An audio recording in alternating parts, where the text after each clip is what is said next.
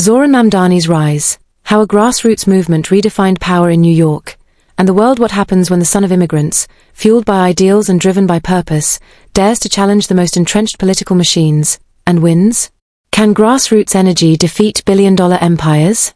Can one local campaign shake the foundations of global democracies? These aren't rhetorical questions, they're real, and they've been answered by one of the most extraordinary political victories in modern American history.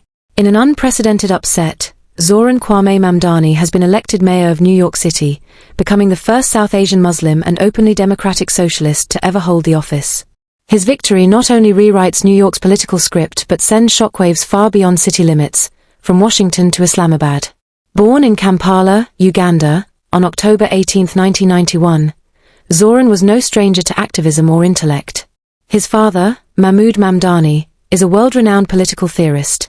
His mother, Myra Nair, is an acclaimed filmmaker known for culturally resonant works like Monsoon Wedding and The Namesake. The family moved to New York when Zohran was still a child, immersing him in a city of contradictions, wealth and poverty, diversity and exclusion, opportunity and injustice. It was in this chaotic urban laboratory that Zohran's political consciousness took root. Before stepping into the political arena, Zohran made his mark as both a community organizer and an underground artist. A graduate of Bowdoin College, he served as a housing counselor in Queens, advocating for tenants against predatory landlords and helping families fight eviction. Simultaneously, he channeled his voice through hip-hop under the moniker Mr. Mamdani, using his art to speak on racism, class struggle, and immigrant identity. His music was political, but so was his day job. In both arenas, he practiced what he preached. Zohran's formal political journey began in 2020 when he ran for, and won, a seat in the New York State Assembly representing Queens District 36.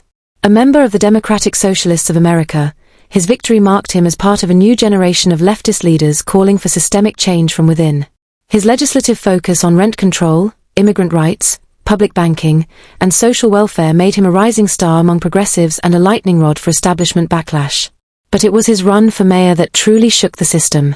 Mamdani's campaign was a people-powered revolution. He rejected corporate funding, big party endorsements, and consultant-driven politics.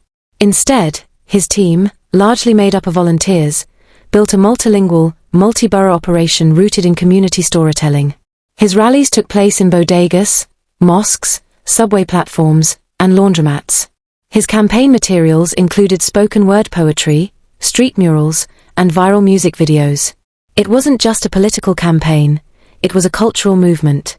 His core message? A New York for the many, not the money. Facing him were political titans. Chief among them, Andrew Cuomo, the former New York governor attempting a comeback after resigning in disgrace. Once hailed as a pandemic-era leader, Cuomo's reputation had imploded under allegations of sexual harassment, nursing home death cover-ups, and sweetheart deals with real estate moguls. He returned to politics hoping time had healed his brand. It hadn't. Also in the race was Eric Ulrich, a conservative ex-councilman promising law and order and deregulation. His campaign was marred by an ongoing corruption investigation over zoning deals and shady contracts. In contrast to their scandals and slogans, Mamdani's platform felt like fresh air in a smog-filled room. Yet, his path to victory was far from smooth. Mamdani was met with a tidal wave of bigotry, racism, Islamophobia, xenophobia. Right-wing media painted him as a Sharia socialist. Flyers accused him of being a Trojan horse for foreign extremism. Social media bots hurled abuse, and protesters shouted slurs at rallies. One Staten Island heckler shouted, "We don't want no imam as mayor." Mamdani's reply silenced the crowd, "You don't have to pray like me to be protected by me." He didn't retreat. He doubled down.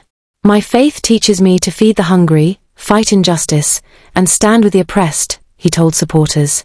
"If that makes me radical, then New York needs more radicals." Behind the rhetoric was a detailed, transformative policy vision. Mamdani proposed a $10 billion public housing initiative funded by wealth taxes, a 25% reduction in the NYPD budget with funds reallocated to education and mental health, and the establishment of a public city bank to support affordable housing, small businesses, and clean energy. He championed fair free transit, universal childcare, and the cancellation of medical debt for the city's poorest residents. His guiding principle was clear: in the wealthiest city on earth, poverty is a policy choice. Internationally, Mamdani refused to play it safe. He drew headlines for sharply criticizing Indian Prime Minister Narendra Modi, condemning the government's actions in Kashmir, the 2020 Delhi riots, and the Citizenship Amendment Act. The BJP, he said, is not the voice of India. It is the silencer of its conscience.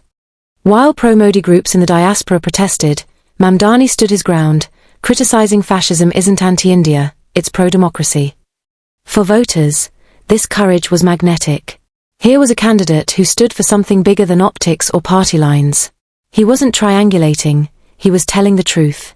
When election night came, the result was a political earthquake. Zohran Mamdani was declared the 111th mayor of New York City with a record youth turnout and overwhelming support from immigrant communities, working-class boroughs, and disaffected voters hungry for change. His victory speech, delivered beneath the Queensbridge Towers, echoed around the world. We won because we believed in something bigger than ourselves, a New York where no one is too poor to live, too foreign to belong, or too weak to matter. This isn't the end. This is the beginning. And it truly is.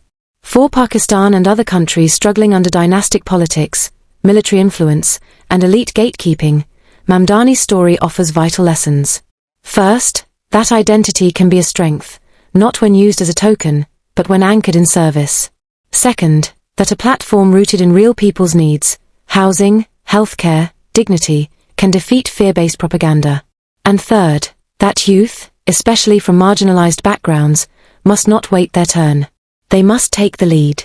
In a world where democracy feels rigged, where power is sold to the highest bidder, and where hope is often hijacked by spectacle, Zohran Mamdani's rise is nothing short of revolutionary. It's not just a win for New Yorkers, it's a call to action for every city, every village, and every nation daring to believe that politics can still be about people. Because if Zohran Mamdani can become mayor of New York City without selling out, then maybe, just maybe, democracy isn't dead yet.